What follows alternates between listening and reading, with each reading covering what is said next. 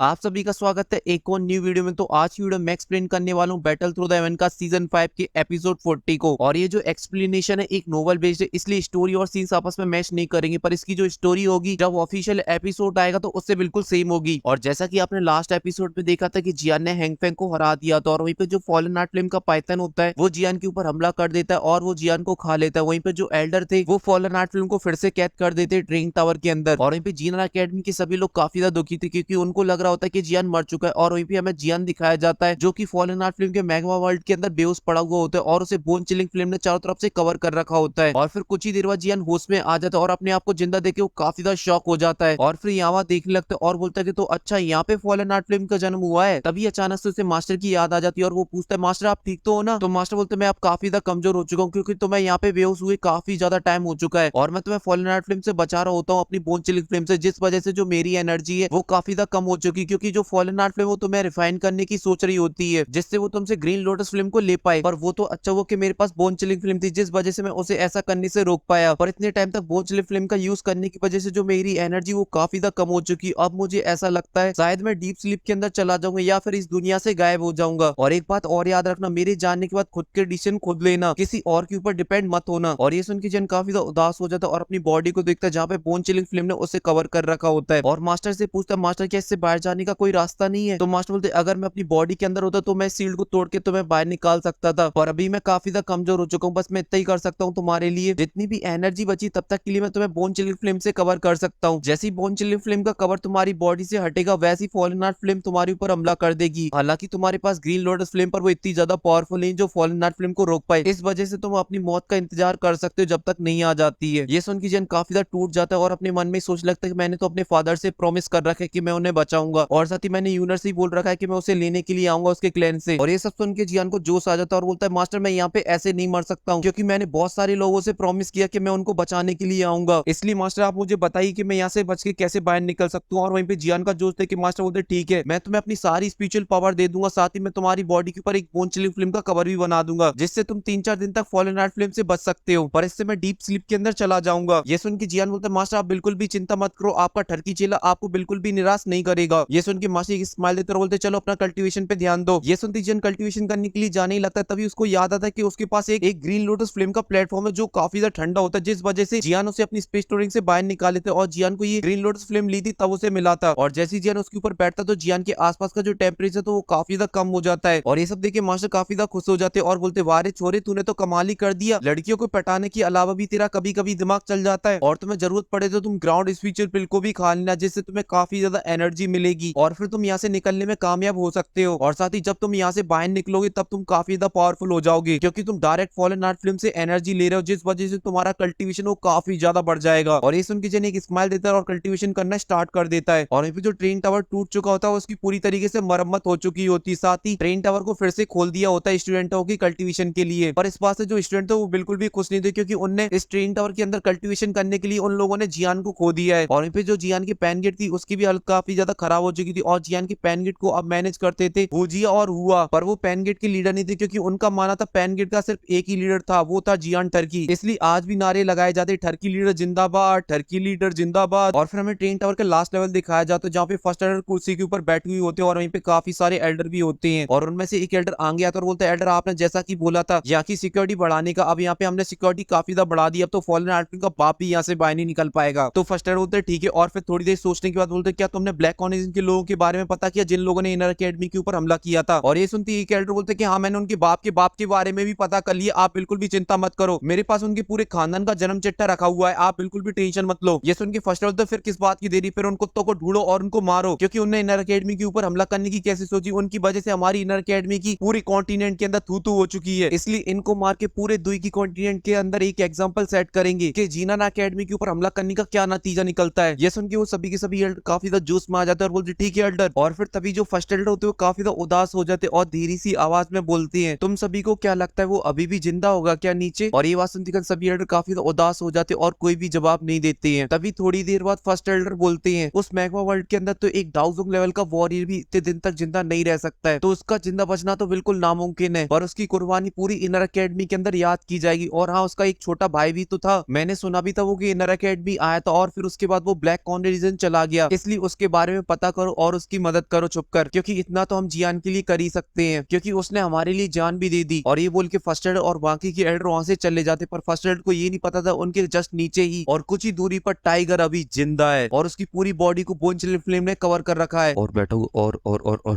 और बैठा हुआ फॉलन नाइट फ्लेम की मदद से कल्टीवेशन करने में लगा हुआ है, जिस वजह से उसका कल्टीवेशन काफी ज्यादा फास्ट है। और तभी जियान की बॉडी के ऊपर जो बोन चिलिंग फ्लेम का कवर बना हुआ होता है वो कमजोर पड़ने लगता है और मास्टर की आवाज आती है और मास्टर बोलते हैं, मेरे बेटे मेरी सारी एनर्जी अब खत्म हो चुकी है, अब मैं कुछ ही टाइम बाद डीप स्लीप के अंदर चला जाऊंगा, अब सब कुछ तुम्हें ही अकेले करना होगा, फॉलन नाइट फ्लेम को रिफाइन करके इस जगह से बाहर जाना। ये सब सुन के जियान भी अपनी आंखें खोल लेता है और मास्टर से बोलता है, मास्टर आप बिल्कुल भी चिंता मत करो, मैं यहाँ से सही सलामत बाहर निकलूंगा और मैं आपको भी डीप स्लीप से बाहर निकालूंगा। और वहीं पे मास्टर की आवाज आना बंद हो जाती और मास्टर डीप स्लीप के अंदर जाने लगते और उनकी सोल वहां से गायब होने लगती है। और वहीं पे जो फॉलन नाइट फ्लेम थी उसे भी पता चल जाता है कि जियान की बॉडी के ऊपर जो बोन चिलिंग फ्लेम का कवर था वो अभी कुछ ही टाइम बाद हट जाएगा, इस वजह से वो जियान के ऊपर हमला करने के लिए आगे बढ़ने लगती। तभी जियान बोन चिलिंग फ्लेम हटती खान अपनी बॉडी के ऊपर ग्रीन लोटस फ्लेम ले आता है, जिस वजह से जियान फॉलन नाइट फ्लेम से बच जाता है। और वहीं पे जियान को भी पता चल जाता है कि मास्टर डीप स्लीप के अंदर जा चुके हैं, पर मास्टर ने बची हुई सारी स्पिरिचुअल पावर जियान को दे दी थी, जिस वजह से जियान काफी ज्यादा पावरफुल हो चुका था। और वहीं पे जो फॉलन नाइट फ्लेम थी वो जियान के चारों तरफ घूमने लगती और जियान की बॉडी के अंदर घुसने का ट्राई करने लगती है, जिस वजह से जियान को काफी ज्यादा प्रॉब्लम होने लगती है, क्योंकि पहले तो जियान के पास बोन चिलिंग फ्लेम थी, जिस वजह से जियान को फॉलन नाइट फ्लेम की हीट इतनी ज्यादा महसूस नहीं हो रही थी। पर जो ग्रीन लोटस फ्लेम है वो काफी ज्यादा कमजोर है बोन चिलिंग फ्लेम के कंपैरिजन में, इस वजह से जियान को काफी ज्यादा हीट महसूस हो रही थी। तो जियान अपनी स्पेस स्टोरेज में से एक जेट की बोतल बाहर निकालता और उसके अंदर रखी हुई थी बहुत सारी रिकवरी पिल। तो जियान उन सभी रिकवरी पिल को एक ही बार में खा जाता, जिससे जियान की जो दुई की वो काफी जल्दी रिकवर हो। और वहीं पे जो जियान ने कपड़े पहन रखे थे वो फॉलन नाइट फ्लेम की गर्मी की वजह से वो सारे के सारे जल जाते और जियान हो जाते एकदम निर्वस्त्र। और जियान को काफी तेज दर्द हो रहा था और उसे ऐसा लग रहा था कि कपड़ों की तरह उसका भी स्वाहा हो जाएगा, क्योंकि जो फॉलन नाइट फ्लेम वो और भी ज्यादा खतरनाक हो चुकी थी और जियान के ऊपर कंटिन्यू हमला करने में लगी हुई थी। पर वो तो जियान के ऊपर ग्रीन लोटस फ्लेम थी, जिस वजह से जियान बचा हुआ था। पर जियान को ये भी भली भांति पता था कि फॉलन नाइट फ्लेम ने अपनी असली पावर का यूज नहीं किया, अगर वो अपनी असली पावर यूज करती है तो जियान कुछ ही सेकंड के अंदर जल के भस्म हो जाए, क्योंकि जो फॉलन नाइट फ्लेम वो काफी ज्यादा पावरफुल है। पर वो ऐसा कुछ इसलिए नहीं करती क्योंकि उसे जियान की बॉडी में से ग्रीन लोटस फ्लेम को चाहिए है, अगर वो जियान की बॉडी को राख बना देती तो जियान की बॉडी से भी ग्रीन लोटस फ्लेम भी गायब हो जाएगी। इसलिए फॉलन नाइट फ्लेम जियान को मारने की कोशिश नहीं कर रही, वो सिर्फ जियान को जख्मी कर रही है और साथ ही जियान की बॉडी को रिफाइन भी करती जा रही। और अगर जियान कुछ नहीं करता थोड़ी देर तक तो वो जियान को पूरी तरीके से रिफाइन कर लेगी और जियान की बॉडी में से ग्रीन लोटस फ्लेम को बाहर निकाल लेगी और फिर जियान का बचना बहुत ही ज्यादा मुश्किल है। तभी जियान को अपनी शोल्डर पे कुछ ठंडा ठंडा सा फील होता है, तो जियान उसी तरफ देखता तो उसे दिखाई देता है हैवी सॉइलिंग पाइथन, जिसे देखते ही जियान काफी ज्यादा खुश हो जाता है। पर जो हैवी सॉइलिंग पाइथन था वो बिल्कुल भी मूव नहीं कर रहा होता, क्योंकि वो क्वीन मेडुसा की सोल को सप्रेस करने की कोशिश कर रहा होता है और क्वीन मेडुसा बाहर आने का ट्राई कर रही होती है, इस वजह से दोनों के बीच में फाइट हो रही होती है और ऐसे ही कुछ देर तक चलता रहता है। तभी थोड़ी देर बाद हैवी सॉइलिंग पाइथन मूव करता है और जियान की ग्रीन लोटस फ्लेम की सीट से दूर चला जाता है और फिर हैवी सॉइलिंग पाइथन की बॉडी 7 कलर के अंदर चमकने लगती है और फिर एंट्री मारती है हम सभी के दिलों की रानी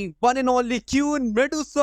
और हाँ, इसके आगे मैं कंटिन्यू करूं उससे पहले आप लोगों से एक छोटी सी रिक्वेस्ट है, अगर आपके आसपास कोई है तो प्लीज ईयरफोन का यूज करिए या फिर वहां से नोद वगैरह हो जाइए। और साथ ही आप लोग इसके अंदर जो ठरक देखोगे उसमें मेरा कोई योगदान नहीं, वो सारी की सारी जियान की है। अब वहाँ पे हमारी दिलों की रानी क्वीन मेडुसा आ चुकी होती है और हैवी सॉइलिंग पाइथन वहां से जा चुका होता है और जैसे ही क्वीन मेडुसा वहाँ पे प्रकट होती है तो क्वीन मेडुसा के जो कपड़े होते हैं वो जलना स्टार्ट हो जाते हैं और कुछ ही देर में जो क्वीन मेडुसा के जो कपड़े होते हैं वो पूरी तरीके से जल जाते हैं। क्वीन मेडुसा पूरी तरीके से निर्वस्त हो चुकी होती है और जब जियान क्वीन मेडुसा को इस तरीके से देखता तो जियान का दिल जोर जोर से धड़कने लगता है, धक धक, क्योंकि जियान जब वस्त्र में भी क्वीन मेडुसा को देख लेता तो उसके मुंह से लार टपकने लगती थी। अब तो वो बवाल मोड में थी, अगर इस रूप में अगर कोई और भी देख ले तो उसका पूरा सिस्टम ऊपर से नीचे तक हिल जाए और जियान तो ऊपर से नीचे तक भरा पड़ा हुआ था। ये देख के बस जियान के दिल से बस यही निकलता है, ओह गॉड